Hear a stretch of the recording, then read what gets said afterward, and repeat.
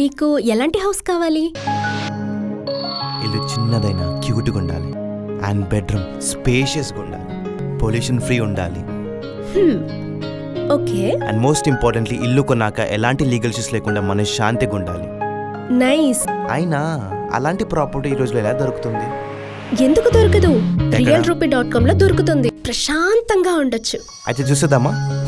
For legally verified properties please log on to realrupee.com. ఇప్పుడు పర్వాలేదమ్మా, ఆర్థికంగా కొద్దిగా ఎవరైనా సాయం చేశారా తర్వాత అయినా? అంటే మన ఇక్కడ వాళ్ళైతే ఎవరు చేయలేరు, అంతా ఆయన ఫ్యాన్స్ మాత్రం చేశారమ్మా.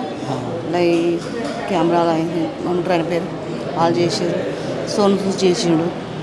సోను సూద్ గారు వచ్చారు. 1,50,000 ఇస్తేనే 10 రోజులు చేసినమ్మా నేను. ఆయన సోను సూద్ గారు ఎలా సాయం చేశారమ్మా? అంటే ఎంతవరకు మిమ్మల్ని ఆదుకోవాలని ఆయన చావుకు రాలేనని ఫోన్ చేసిండు 5 రోజులకైనా. ఫోన్ చేసి నువ్వేం బాధపడకమ్మా, నేను ఉన్నా, అప్పటిదాకా నీకు 1,50,000 పంపిస్తా, నువ్వు మంచిగా గ్రాండ్గా చెయ్యి 10 రోజులు, నేను అంతలోపు నేను వస్తా అన్నాడు. పైసలు పంపించిండు. నేను చేసినాక వారం రోజులకు వచ్చిండు. వచ్చి కలిసి చూసిండు, మా ఇల్లు అంతా చూసి, నేను ఉన్నానమ్మా, మా కృష్ణంకర్ నా తమ్ముడు, నా సొంత తమ్ముడు, మీరు కూడా నా ఫ్యామిలీ, నేను మొత్తం ఇల్లు కట్టిస్తా, పిల్లలకి ఏమైనా పెట్టిస్తాను అన్నాడు. హామీ ఇచ్చిండు. ఇప్పుడు టీఎఫ్ఐలో మరి ఇంకెవరైనా మరి ఆ రకంగా ఇంకెవరైనా ఉన్నారు? టీఎఫ్ఐలో ఇంకెవరైనా అంటే టాలీవుడ్ నుంచి టాలీవుడ్ సినిమా నుంచి అయితే ఎవరు చేయలేరమ్మా. సినిమా నుంచి అని అప్పటి నుంచి అదే చెప్తున్నాను, సినిమా నుంచి ఎవరు చేయరు. పవన్ కళ్యాణ్ మాత్రమే ఇచ్చిండు ఒక 8 నెలల కింద, అంతే తప్ప ఇప్పుడు కూడా అసలు నాకు ఎవరు ఇవ్వలేరు. ఇప్పుడు కెమెరాలు ఏమంటారు, వాళ్ళే ఇచ్చారు.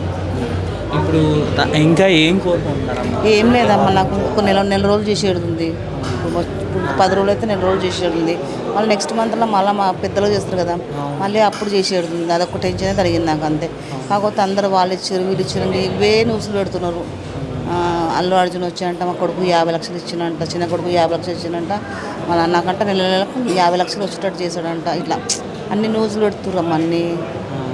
అలా అనేటప్పుడు ఏంటమ్మా అలా ఎందుకు అలాంటి? అంతే నాకు అర్థమైతలేదమ్మా. చనిపోయిన మీద కూడా అట్లా అబద్ధాలు చెప్పడం ఏంది?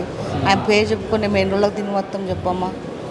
ఆయన గురించి ఇప్పుడు కూడా నాకు ఆయన గురించి టెన్షన్ ఉంది, నా గురించి ఏం లేదు. ఆయన కొంచెం ఇది చేసి పెట్టాలి నేను అని అంటూనే ఉంది, తప్పించి ఇంకేం లేదు. ఈ నెల రోజులు మళ్ళీ వచ్చే నెలలో చేసాడు కదా, చేయాలని తప్పించిన ఇంక ఇట్లా అంటలేదమ్మా. ఇంకెవరైనా వచ్చారా మీ ఇంటికైనా? ఫోన్ వచ్చారా? అసలు ఇప్పటిదాకా ఎవ్వరు రాలే, కనీసం ఫోన్ కూడా చేస్తలే. అసలు చెప్పాలంటే వివి నాయక్ పెద్ద డైరెక్టరు, ఆయన దగ్గర మా ఆయన ఎన్నో సినిమాలు చేసిండు. ఎంత తక్కువ బడ్జెట్ పంచులో చేసిండు, కానీ ఆయన ఒక్క ఫోన్ చేయలే, కనీసం నేను ఉన్నాను హామీ కూడా ఇవ్వలే, కనీసం ఒక ఫోన్ చేసి ఏమైందమ్మా కూడా అడగలేదు. సరేనమ్మా, ఏ విధంగా అయినా మేము అందరం తోడుగా చేస్తారు. మీరు అందరు చేస్తారమ్మా, మీరన్నా చేస్తారు అందరు, కానీ ఒక హీరో వచ్చి చేస్తాడమ్మా.